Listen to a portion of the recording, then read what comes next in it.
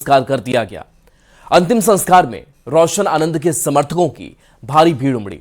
कल जमानत मिलने के बाद बेऊर जेल से रिहा रोशन आनंद भी अपने छोटे भाई के अंतिम संस्कार में शामिल होने पहुंचे।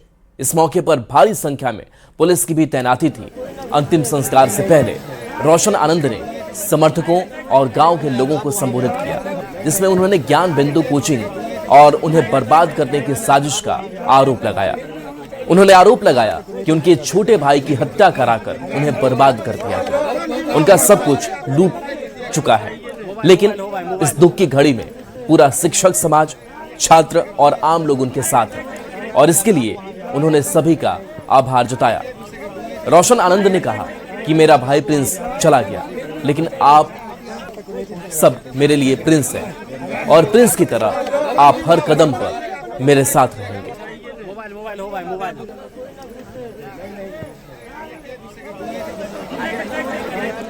इधर रोशन आनंद के भाई प्रिंस यादव की संदिग्ध मौत ने सियासी तूल पकड़ लिया है। नेता प्रतिपक्ष तेजस्वी यादव ने बड़ी मांग कर दी है। तेजस्वी ने इस पूरे मामले को अंतर्राष्ट्रीय बताते हुए बिहार सरकार और केंद्र सरकार से उच्च स्तरीय कमेटी बनाकर मामले की जांच कराने की मांग की। तेजस्वी ने कहा कि पूरे मामले में राज्य सरकार की रवैया संदिग्ध है। तो राज्य सरकार के रवैये को संदिग्ध बताया है। सीएम सम्राट चौधरी को उन्होंने पत्र भी लिखा और पत्र के जरिए यह भी कहा कि प्रिंस यादव की जिस तरीके से मौत हुई है, इस पूरे मामले की जांच सीबीआई से कराई जाए। यह मामला काफी गंभीर है, ये बड़ा है और इसके साथ साथ पुलिस पर भी उन्होंने कई सवाल उठाए हैं और कहा कि निष्पक्ष जांच इस पूरे मामले में पुलिस नहीं कर सकी और ऐसे में राज्य सरकार का जो रवैया है वो संदिग्ध नजर आता है। तो केंद्र सरकार से उच्च स्तरीय कमेटी बनाकर मामले की जांच कराने की मांग की है।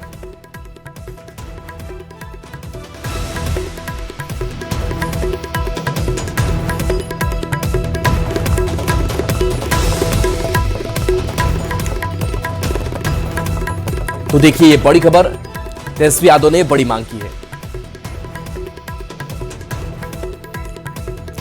तो देखिए इस मामले को अंतर्राष्ट्रीय तेजस्वी यादव ने बताया है। इससे पहले उनका पोस्ट भी सामने आया था और अब उनका यही कहना है कि उच्च स्तरीय कमेटी एक बने और ये पूरा मामला जांच का विषय है और कहीं ना कहीं जो पक्षपात है वो अब तक किया जाता रहा पुलिस की तरफ से और सरकार का भी रवैया जो है वो प्रिंस यादव हत्या को लेकर के ढुलमुल नजर आता है और ऐसे में जरूरी है कि इस मामले की जांच ठीक तरीके से हो सके। तो तेजस्वी यादव की भी एंट्री इस प्रिंस यादव के मौत मामले में हो चुकी है। बता दें कि प्रिंस यादव की मौत संदिग्ध हालातों में नेपाल के एक होटल में हुई थी, जिसके बाद से जब रोशन सर बाहर आए तो उन्होंने भी अपना आक्रोश जाहिर किया था। क्या हुई है, कैसे मृत्यु हुई है, ये जांच का विषय है और ये अंतर्राष्ट्रीय इशू है। रिपोर्ट जो है अभी तक आया नहीं, जहाँ तक हमारी जानकारी के अनुसार। लेकिन जिस प्रकार से अभी शिक्षा के क्षेत्र में इस तरह का काम हो रहा है, ये बहुत ही दुख की बात है। कहीं ना कहीं से जो भी लोग एक संस्थान में अगर इस तरह की वारदातें होती हैं, गोलियाँ चलती हैं, हत्या होती है, बहुत दुख का विषय है।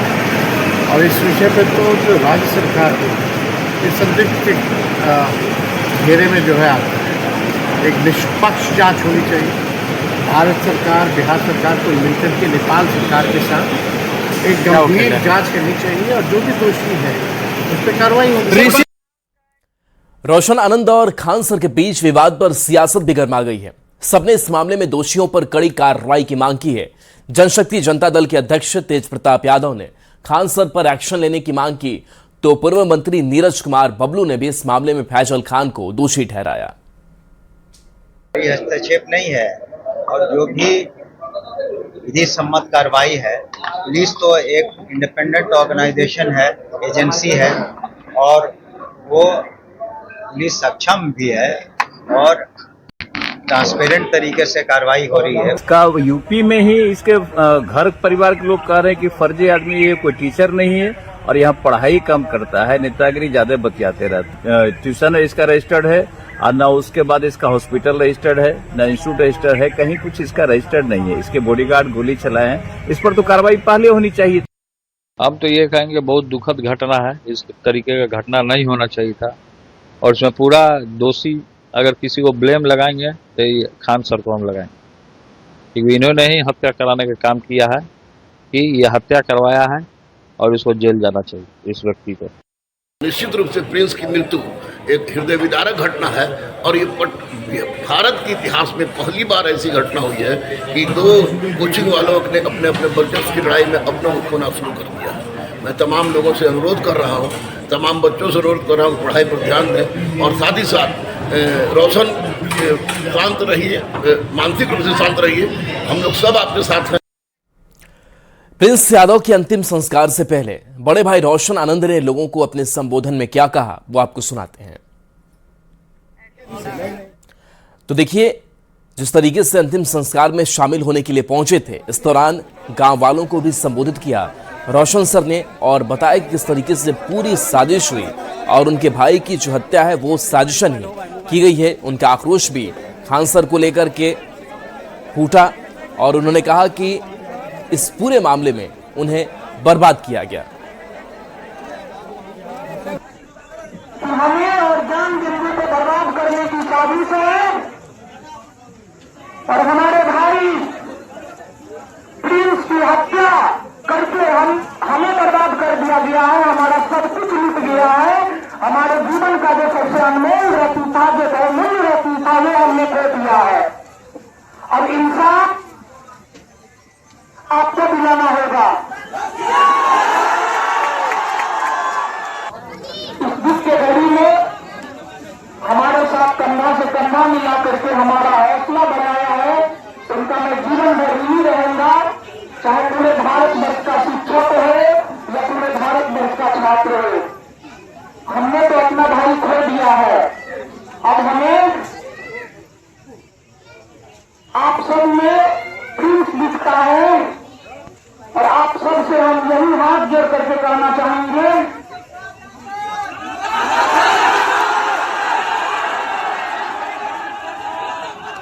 जिस प्रकार प्रिंस मेरे लिए तत्परता से हमेशा खड़ा रहता था, उसी प्रकार आज आप भी प्रिंस के रूप में खड़ा है। इसके लिए मैं आपका जीवन भर आभारी रहूंगा, ऋणी रहूंगा।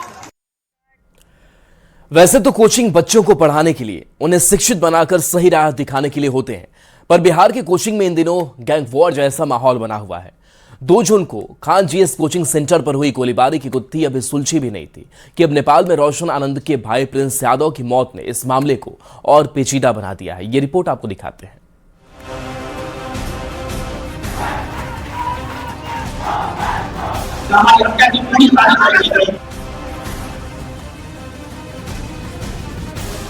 इसमें कोई ना कोई तीसरा साजिश जरूर कर रहा है। इसके लिए एक उच्च स्तरीय जांच होनी चाहिए। 14 जून को नेपाल के एक होटल में भाई प्रिंस यादव की संदिग्ध मौत के बाद ज्ञान बिंदु कोचिंग के संचालक रोशन आनंद को कोर्ट से बेल मिली और जेल से छूटते ही उन्होंने फैजल खान और किसान कोल्ड स्टोर के मालिक रमाशंकर प्रसाद पर गंभीर आरोप लगा दिए। उन्होंने कहा कि उनके भाई की मौत नहीं हुई बल्कि हत्या की गई है और उनकी हत्या की भी साजिश रची जा रही है। हमला करने की भी कोशिश की हमारे ऊपर, जेल में हमारी हत्या की पूरी साजिश रची गई थी, लेकिन जेल प्रशासन के सहयोग की वजह से मैं बच कर आ पाया। रोशन आनंद ने आरोप लगाया कि फैजल खान ने विद्वेष की भावना से उन्हें फंसाने के लिए साजिश रची है। फैजल यहाँ है, रोशन यहाँ है, लेकिन रोशन जब ऊपर उठ रहा है ना, क्योंकि रोशन पढ़ाता है, क्योंकि रोशन आनंद सुबह में 8:30 बजे से लेकर रात में 9:30 बजे तक मैसेज करके पढ़ाता है। फैजल खान पढ़ाता नहीं है, फैजल खान पढ़ाता नहीं है, फैजल खान सुबह से लेकर शाम तक सिर्फ षड्यंत्र करता है।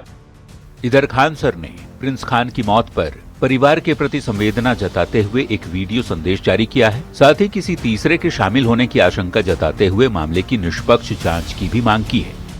एकदम दिल दहल गया। किसी परिवार के लिए इससे कठिन दौर क्या आ सकता है। भगवान इस कठिन दौर से निकलने के लिए उनको सहन शक्ति दे। इसमें कोई ना कोई तीसरा साजिश जरूर कर रहा है। इसके लिए एक उच्च स्तरीय जांच होनी चाहिए। खान जीएस कोचिंग सेंटर पर हुई गोलीबारी की गुत्थी अभी सुलझी नहीं थी कि अब नेपाल में रोशन आनंद के भाई प्रिंस यादव की मौत ने इस मामले को और भी पेचीदा बना दिया है। नेपाल पुलिस का कहना है कि प्रिंस एपिलेप्सी की दवा का सेवन करता था, उसके रूम से ये दवा बरामद भी हुई है, जबकि रोशन आनंद ने अपने भाई की साजिशन हत्या की आशंका जताते हुए मामले की सीबीआई जांच की मांग की है। पटना से न्यूज 18 के लिए संवाददाता धर्मेंद्र कुमार और रजनीश कुमार के साथ ब्यूरो रिपोर्ट। बिहार में कोचिंग बिजनेस की लड़ाई अब हत्या के आरोपों तक आ गई है। कोचिंग किस कदर बेलगाम हो गए हैं ये सबको पता है। इस बीच सीएम सम्राट चौधरी ने बड़ा बयान दिया। सम्राट चौधरी ने कहा कि बिहार में सारे कोचिंग बंद हो जाएंगे। आखिर सम्राट चौधरी ने ये क्यों कहा, इस रिपोर्ट में आपको दिखाते हैं।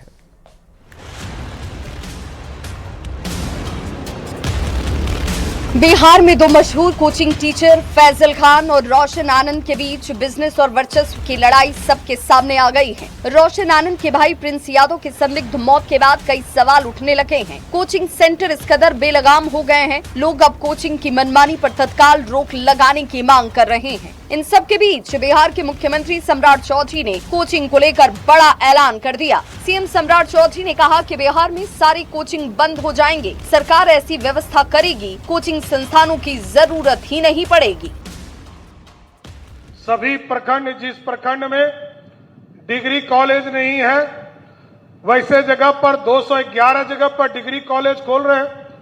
सभी प्रखंडों में हम मॉडल स्कूल बना रहे हैं, सरस्वती विद्या निकेतन बना रहे हैं। और इस मॉडल स्कूल में तब तक सम्राट चौधरी का सपना पूरा नहीं होगा जब तक उस स्कूल में नेता और अफसर का बेटा उस स्कूल में नहीं पढ़ेगा। वहां हमारे बच्चे कैसे नीट की परीक्षा का तैयारी कर सके, वहां कैसे 8 बजे रात तक पूरी तरह पढ़ाई और कोचिंग की व्यवस्था की जाए, जिससे कि हम पूर्ण रूप से आगे के दिनों में सारे कोचिंग सेंटर बंद हो जाए और सिर्फ बिहार सरकार का ही स्कूल चलता रहे, ऐसी व्यवस्था खड़ा करना चाहिए। सम्राट चौधरी ने बिहार के मॉडल स्कूल की स्थापना से लेकर सभी प्रखंडों में डिग्री कॉलेज खोलने की बात कही। सीएम ने अपना प्लान बताते हुए कहा, सरकारी मॉडल स्कूल में ही प्रतियोगिता परीक्षा की तैयारी कराई जाएगी, कोचिंग जाने की जरूरत नहीं होगी। सम्राट के इस बयान पर सियासी बहस छिड़ गई है। सीएम के बयान का एनडीए ने समर्थन किया तो आरजेडी ने उनके बयान पर चुटकी ली। ये घोषणा न रह जाए, सरजमी पर धरातल पर कब उतरेगा इसका इंतजार रहेगा। वादा किया गया बहुत कुछ घोषणाएं की गई, इसके पूर्व में भी। सरजमी पर क्या हालत है? शिक्षा व्यवस्था चौपट, स्वास्थ्य व्यवस्था चौपट। मंत्री श्री सम्राट चौधरी जी ने सही कहा है कि मैं ऐसी व्यवस्था शिक्षा व्यवस्था में खड़ा कर दूंगा कि प्राइवेट कोचिंग संस्थानों की जरूरत नहीं पड़ेगी। बिहार की शिक्षा व्यवस्था को हमें विश्व स्तरीय बनाना है। हर प्रखंड में डिग्री कॉलेज, हर स्कूल ऐसा कि हर व्यक्ति का मन करे कि उनका बच्चा वहीं पढ़े। जब हमारी शिक्षा व्यवस्था इतनी सुंदर हो जाएगी, इससे ट्यूट करें कोचिंग संस्थान, फिर तो बंद ही हो जाएंगे ना। सीएम सम्राट ने सरकारी स्कूलों और कॉलेजों में बेहतर शिक्षा का भरोसा दिलाया। सम्राट चौधरी ने कहा, ये सपना पूरा करना है। क्या सीएम सम्राट के बयान से ये समझा जाए कि शिक्षा के क्षेत्र में बिहार का पुराना गौरव वापस लौट आएगा? बिहार में छात्र कोचिंग के सहारे नहीं, सरकारी स्कूलों में बेहतर टीचर के भरोसे हौसले की उड़ान भरेंगे। न्यूज 18 के लिए गया जी से एलन लीली के साथ पटना से आनंद अमृतराज की रिपोर्ट। बड़ी खबर मुजफ्फरपुर से है, जहां मद्य निषेध विभाग के लिए सिपाही कक्षपाल और चलंत सिपाही पदों की लिखित परीक्षा के दौरान नकल कराने वाले सॉल्वर गैंग का पर्दाफाश हुआ है। परीक्षा हॉल के भीतर वॉकी टॉकी और अन्य इलेक्ट्रॉनिक डिवाइस के माध्यम से प्रश्नों के उत्तर हल कर रहे एक परीक्षार्थी और सॉल्वर गैंग के सदस्य को मौके पर ही पुलिस ने दबोच लिया है, जबकि उनकी निशानदेही पर पटना से 2 अन्य आरोपितों को गिरफ्तार किया गया है। निषेध सिपाही का एग्जाम हो रहा था, उसी में सूचना प्राप्त हुई कि एक व्यक्ति जो है एक इलेक्ट्रॉनिक डिवाइस का इस्तेमाल कर रहे हैं। उसके बाद पुलिस जो वहाँ थी वो तुरंत मौके पर पहुंची और उन्होंने उस लड़के से एक इलेक्ट्रॉनिक डिवाइस और एक माइक्रोफोन बरामद किया। उसके बाद उसी के निशानदेही पे एक और लड़के के पास से एक वॉकी टॉकी बरामद किया गया। ये लोग वहीं से सवाल बता रहे थे और इधर से बाहर से जवाब बता रहे थे। और देखिए, झारखंड में राज्यसभा चुनाव से जुड़ी बड़ी खबर, सूत्रों के हवाले से बड़ी खबर है। राज्यसभा चुनाव को लेकर एनडीए की बड़ी रणनीति सामने आई है। एनडीए के सभी 24 विधायक को रेडिसन ब्लू शिफ्ट करने की तैयारी है। सुबह के 11:30 बजे एनडीए के सभी 24 विधायक रेडिसन में शिफ्ट कर दिए जाएंगे। तो इससे पहले भी बैठक इन 24 विधायकों को लेकर के बुलाई गई थी, रणनीति बनाई गई थी, एकजुटता की बात कही गई थी। और ऐसे में सूत्रों के हवाले से ये बड़ी खबर है कि अब एनडीए ने एक और बड़ी रणनीति अपनी तैयार की है। इनकी एकजुटता को लेकर के एनडीए के सभी 24 विधायक को रेडिसन ब्लू शिफ्ट करने की तैयारी है। सुबह 11:30 पर एनडीए के सभी 24 विधायक रेडिसन में शिफ्ट कर दिए जाएंगे। संजय सिन्हा हमारे साथ फोन लाइन पर है, न्यूज 18 संवाददाता। संजय, 24 विधायक जिनको रेडिसन शिफ्ट किया जा रहा है, इसके पीछे की रणनीति क्या है? देखिए, बिल्कुल आपने रणनीति की बात की तो समझने की जरूरत है कि सेंधमारी शब्द को अभी तक हम लोग क्राइम के क्षेत्र में ही समझते थे, लेकिन अभी राजनीति का हिस्सा बन चुका है। जब भी राज्यसभा का चुनाव आता है तो वास्तव में जब मतदान की बारी आती है तो ये सेंधमारी शब्द राजनीति में एंट्री करता है और परिणाम को बदल देता है। तो ऐसी स्थिति में सभी दल चौकस हो गए हैं, चाहे गठबंधन की बात करें या फिर एनडीए की बात करें। एनडीए की ओर से जो 24 विधायक हैं, जिसमें 21 बीजेपी के हों, 3 एनडीए के हों, जिसमें लोजपा आजसू और आपको लोजपा आसू है, और साथ में एक आपका जो दल है वो एक है इसमें। तो सभी 24 आपको इसमें विधायक हैं वो आज रेडिसन ब्लू में शिफ्ट होंगे। और जाहिर है कि 18 जून को जो मतदान होना है उस मतदान तक विधायकों को एक साथ रखने की तैयारी है। अभी तक जो जानकारी हमारे साथ है कि जाहिर है कि जिस तरीके से माहौल, जो क्रॉस वोटिंग की चर्चा है, ये संपर्क करने की तैयारी की चर्चा है कि लोग संपर्क कर रहे हैं दूसरे दलों के साथ एक दूसरे को, तो ऐसे में सभी दल खुद को एकजुटता का दावा कर रहे हैं, इंटैक्ट कर रहे हैं कि वास्तव में हमारे यहाँ से एक भी वोट कहीं दूसरे को ना जाए। क्योंकि एनडीए के फॉर्मूले की बात करें, इनका समीकरण बिल्कुल साफ है कि 24 है, 4 की नहीं जरूरत है, मतलब थोड़ा है, थोड़े की जरूरत है। तो ऐसी स्थिति में समझ जाइए कि यहाँ से संपर्क अभियान, चूंकि शुरू में कहा गया कि जो बीजेपी समर्थित निर्दलीय प्रत्याशी हैं आपको परिमल नाथवानी, उन्हें कहा जा रहा है कि वो वास्तव में निर्दलीय नहीं है, सर्वदलीय हैं। सर्वदलीय का मतलब सभी दलों के समर्थन का उन्होंने दावा किया है। तो ऐसी स्थिति में समझ जाइए कि यहाँ जो है, जहाँ रेडिसन ब्लू में सभी आपको जो विधायक है एनडीए के वो 11:30 बजे तक शिफ्ट होंगे। लेकिन बात करें गठबंधन की तो वहाँ समझ जाइए कि 2 दिनों तक जो डिनर डिप्लोमेसी होती है उसका पूरा आयोजन किया गया है। मतलब 2 दिनों तक आपको जो विधायक हैं एनडीए के, आपको महागठबंधन के, जिसमें आपको जेएमएम हो, कांग्रेस हो, आरजेडी हो, माले के 2 विधायक हैं, यानी कुल 56 विधायक जो हैं वो आपको मुख्यमंत्री आवास जो है वो गठबंधन की राजनीति का एक बड़ा केंद्र होगा, एक हिस्सा बना रहेगा। 2 दिनों तक वहाँ विधायकों को वहाँ पर बुलाने की तैयारी है। जो नए विधायक हैं उनको बाकायदा मॉकड्रिल यानी वोट कैसे करना है, आपको जो पार्टी के एजेंट होंगे उनको कैसे दिखाना है, तमाम चीजों की वहाँ उन्हें जानकारी दी जाएगी। तो कुल मिलाकर गठबंधन हो या फिर एनडीए हो, दोनों एकजुटता का दावा कर रहे हैं। लेकिन देखिए, एनडीए जहां है, एनडीए को 4 और वोट की जरूरत है, मतलब जो समर्थित उम्मीदवार हैं उनके लिए। तो ऐसे में दिलचस्प होगा कि वास्तव में अंतरात्मा की आवाज वास्तव में गठबंधन से कौन सुनता है एनडीए के लिए। और जहां तक गठबंधन की बात करें तो उनके पास कुछ 56 विधायक हैं, अगर वो आपस में इंटैक्ट रह गए तो फिर 2 सीट उनके लिए जीतना आसान होगा, माफ कीजिएगा, आसान होगा। तो ऐसी स्थिति में देखना है कि जो गठबंधन अभी जीत का दावा कर रहा है कि हमारे विधायक कुल 56 इंटैक्ट हैं, वो वास्तव में कितने इंटैक्ट रह पाते हैं। एनडीए की बात करें तो चलिए, बिल्कुल, तो सारे दलों की यही स्थिति की कैसे अपने विधायकों को इंटैक्ट रखा जाए, और एनडीए भी अब इसी कोशिश में लगी हुई है। बहुत बहुत शुक्रिया इस अपडेट के लिए आपका। बढ़ेंगे आगे, बड़ी खबर पटना से है, जहां श्री कृष्णापुरी पार्क के पास चाकू से गोदकर हत्या की कोशिश की गई है। इस घटना का सीसीटीवी फुटेज भी वायरल हो रहा है। पुलिस ने सीसीटीवी के आधार पर कार्रवाई की है और आरोपी सुधांशु कुमार को गिरफ्तार कर लिया है। तो ये इसके पूरी पार्क के ठीक सामने की तस्वीर आपको दिखा रहे हैं, जहां पर चाकू से इस वारदात को अंजाम देने की कोशिश की गई थी। और ये तस्वीर सीसीटीवी के सामने आई है और इसी सीसीटीवी के आधार पर आरोपी सुधांशु कुमार की गिरफ्तारी पुलिस कर चुकी है।